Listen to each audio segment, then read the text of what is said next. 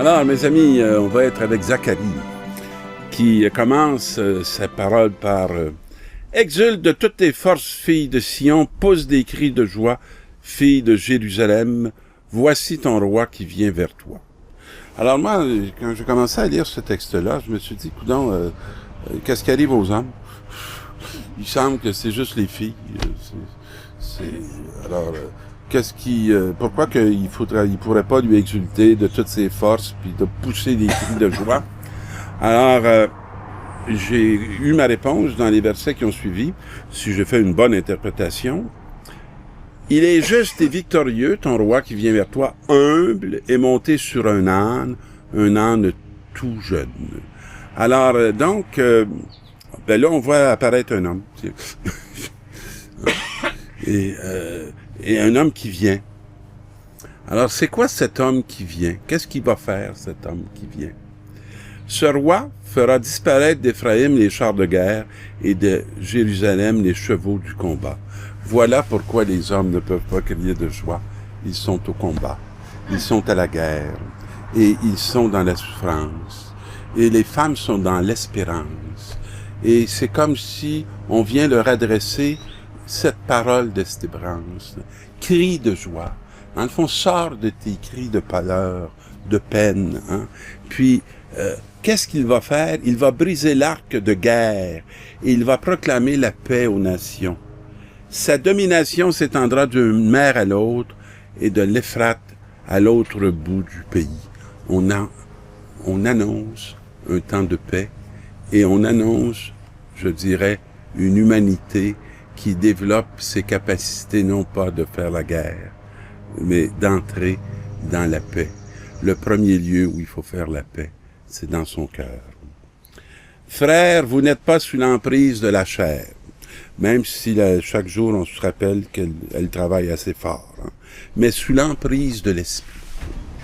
Alors l'emprise de l'esprit, c'est un choix. C'est un accueil.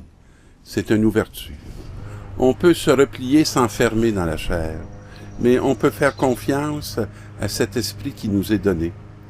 Puisque l'Esprit de Dieu habite en vous.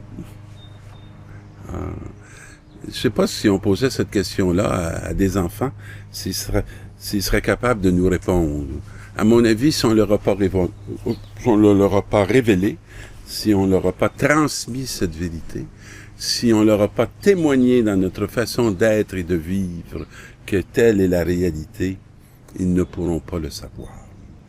Mais si l'esprit de celui qui a ressuscité Jésus d'entre les morts habite en vous, celui-là, il va donner aussi vie à vos corps mortels.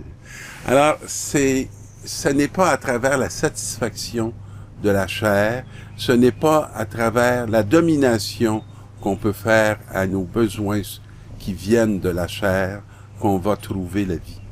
Et la vie va se trouver bien ailleurs. Elle va se trouver dans une dimension tout à fait intérieure, qui habite en nous et qui est tout près de nous. Alors, on a une dette. Et la dette, ce n'est pas d'assouvir tous nos besoins, puisque ça engendre la mort. La dette qu'on a, c'est envers l'esprit.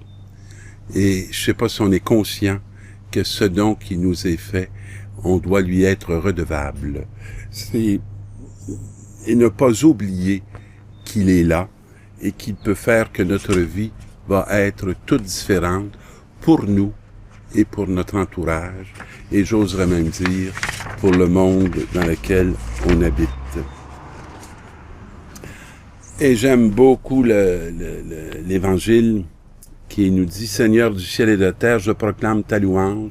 Ce que tu vas cacher aux sages et aux savants, tu l'as révélé aux tout petits. » Je suis en train de lire présentement un livre qui a été édité il y a quelques années qui s'appelle La confession d'un cardinal, et l'autre tome que j'ai commencé qui fait suite, L'espérance d'un cardinal. Et ce cardinal dont on ne connaît pas le nom, parce que le livre a été écrit par un ami de lui qui s'appelle Olivier Legendre, va nous parler à un moment donné d'un principe et qu'il a appelé le principe de Pou. Et un jour, son ami qui écrit le livre lui pose la question parce que le cardinal est retiré de ses tâches et vit maintenant en Asie. Et il habite avec des enfants aveugles, il habite avec des enfants sidéens. Alors donc, il habite avec des petits. Et lui demande, mais pourquoi vous passez tant de temps? Parce qu'il lui a présenté un homme qui s'appelle Pou et qui ne parle pas anglais, qui ne parle aucune langue européenne. Et le cardinal lui-même ne parle pas cette langue du pays de l'Asie. Il passe des journées, des heures. Et le cardinal lui dit à un moment donné, « Tu vois, Pou, on peut pas converser. Je peux pas le convertir. Je peux pas lui annoncer Jésus-Christ. Mais ce que je peux faire, c'est, je peux lui révéler sa dignité. Parce que Pou, dans la foi qui est la sienne, sait très bien que si il est maintenant âgé et atteint du sida, c'est que selon sa croyance, c'est qu'il a mené une mauvaise vie dans sa vie antérieure et que dans la vie présente, on lui annonce qu'il va avoir encore une vie plus dégradante que celle qu'il a connue, puisque c'est à cause de lui qu'il subit ce mal.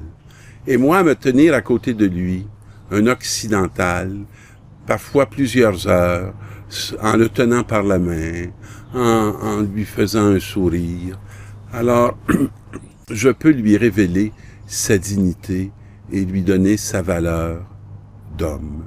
Et c'est ce que j'entends, hein, Dieu m'appeler à faire et à être. Et il dit à un moment donné, et je vous laisse ceci à votre réflexion, l'Église ne pourra se construire que sur le principe de Pou, dans nos présences aux plus pauvres et aux plus démunis, qui vont nous apprendre à nous libérer et à nous affranchir de toutes les fausses richesses qui nous trompent et qui fait que notre façon de parler de l'Évangile porte à faux, parce qu'on n'est pas en ce monde présent à la manière de l'humble qui est venu nous visiter, le roi qui est assis sur un âne et qui n'a aucune possession et aucune armée. Je vous souhaite une bonne semaine et ceux qui auront la joie de lire les Confessions d'un cardinal pourront trouver une source intéressante de réflexion.